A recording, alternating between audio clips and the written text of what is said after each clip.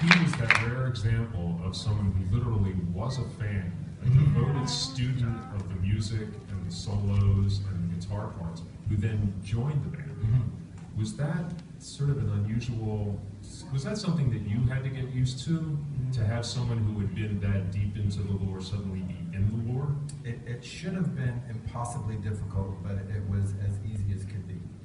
There was something about him that transcended being a typical fan, because he was a fan of many other musicians as well. It wasn't like we were his primary focus. We were one of several bands or musicians that sparked his imagination in a big way that he had studied, but he did the same with Frank Zappa and just tons of other. The longer I knew him, the more I came to learn just how deep his wealth of knowledge was about music. And I don't know, he wasn't alive long enough to learn all that stuff, but he learned it. And the transition was, we were very obnoxious individuals at that point in our life, just we were brash and young and stupid and vulgar and rude and self-centered. And it's kind of why people liked you, though. I guess that's why they liked us, yeah. We were crass little bastards, to be honest. And later we kind of grew up and were like, whoa, thank goodness people didn't write us off at that point. But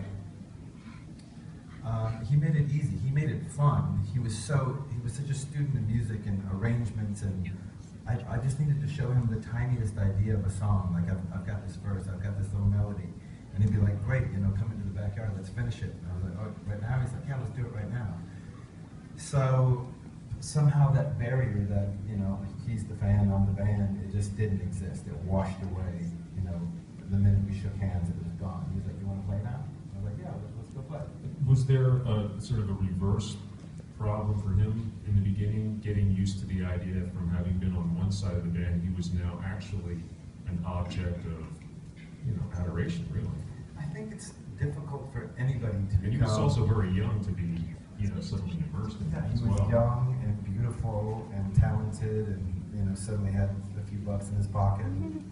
I think that level of adoration is just difficult for human beings in general. I don't think anybody receives a disproportionate amount of adoration and handles it gracefully. It's awkward. You become, too full of yourself, too egotistical, too self-centered, because everyone's, flushing you with this attention. And there's no way anybody handles that well. Some people end up dying as a result of it, like child actors or whatever. Like, you're the greatest thing ever. Ooh,